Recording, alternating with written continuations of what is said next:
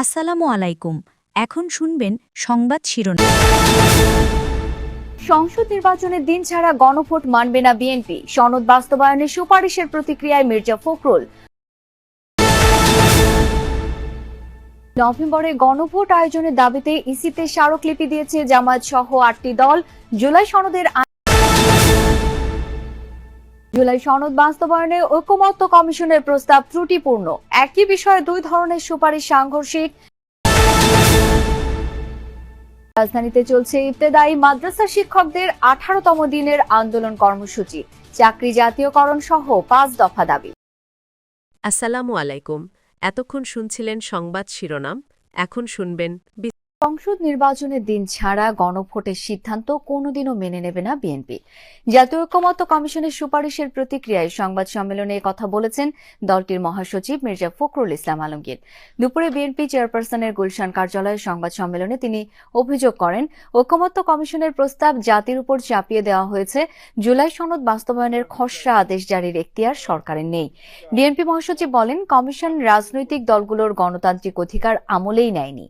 মির্জা ফখরুল বলেন, সময় ও নির্বাচন অনুষ্ঠানের জন্য বিপুল অঙ্কের ব্যয়ের বিবেচনায় সংসদ নির্বাচনের পূর্বে গণভোট অনুষ্ঠান অযৌক্তিক।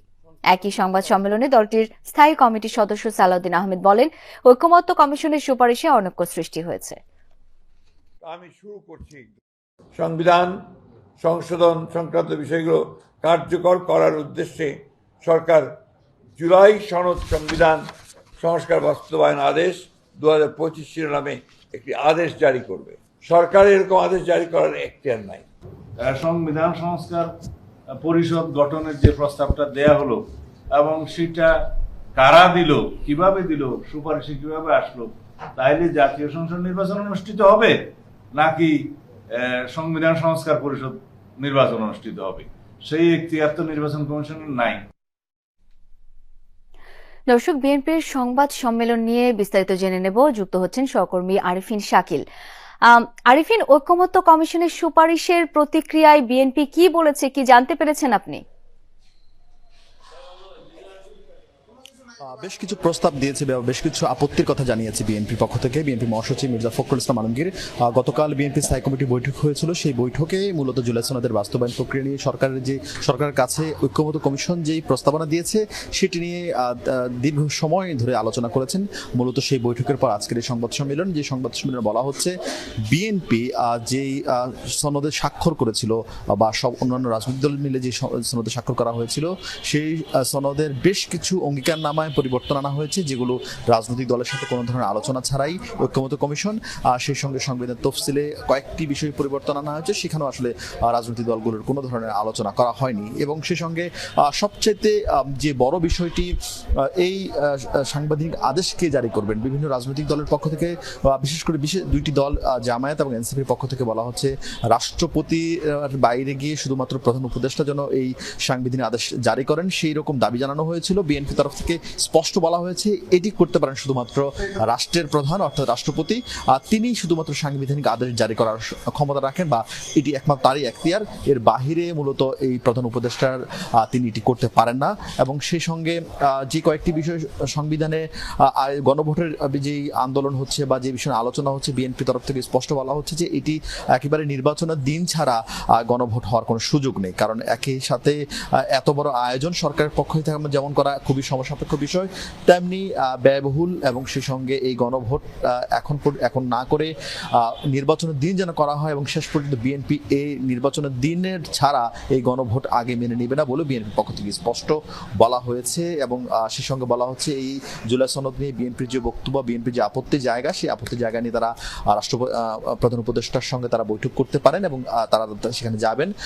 এছাড়া নির্বাচন নিয়ে তাদের বিএনপির পক্ষ থেকে এক ধরনের কোনো অনিশ্চয়তা তৈরি হয়েছে কিনা এই গণভোটের কারণে, সেটি জানতে চাওয়া হয়েছিল। বিএনপি তরফ থেকে বলা হচ্ছে সরকারের এই জুলাই সনদ নিয়ে তাদের নানান জায়গায় আপত্তি থাকলেও আগামী ফেব্রুয়ারিতে জাতীয় সংসদ নির্বাচন হবে, সেই বিষয়ে তাদের বিন্দুমাত্র শঙ্কা নেই। তারা সরকারের প্রতি আস্থাশীল, তারা মনে করছেন নির্ধারিত বা ঘোষিত সময় প্রধান উপদেষ্টা যিনি বলেছেন সেই সময় নির্বাচনটা হবে।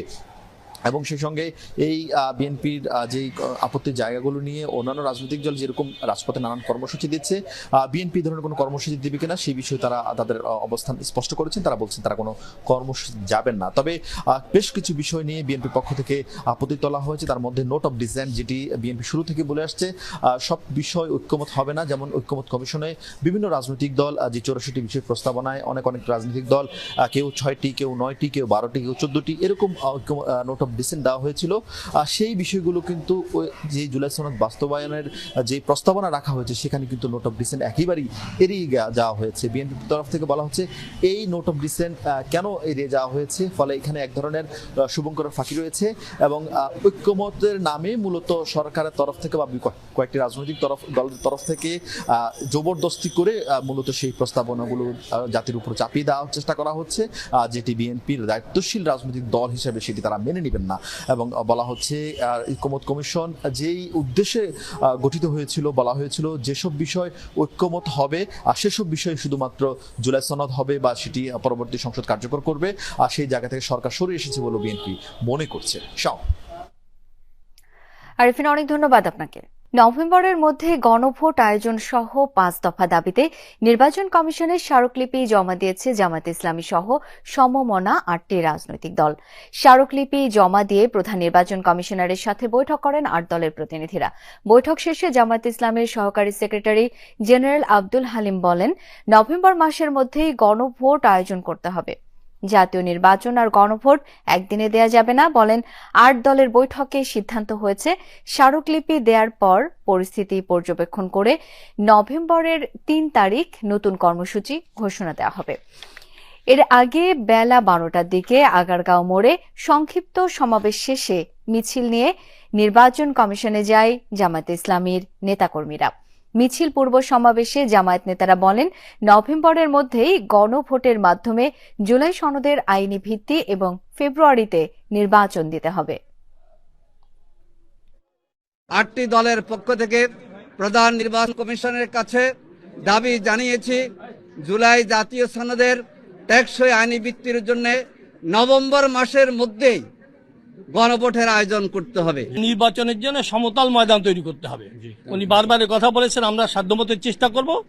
আমাদের সহযোগিতা কামনা করেছেন, দেশবাসীর কাছে সহযোগিতা কামনা করেছেন। সুষ্ঠু নির্বাচনের জন্য যা যা করতে হয় আপনারা করবেন, আমরা আপনাদের সঙ্গে থাকবো। আর যে আপনারা কোনো পক্ষপাত আচরণ করেন, জনগণ কিন্তু আপনাদের পক্ষে থাকবে না।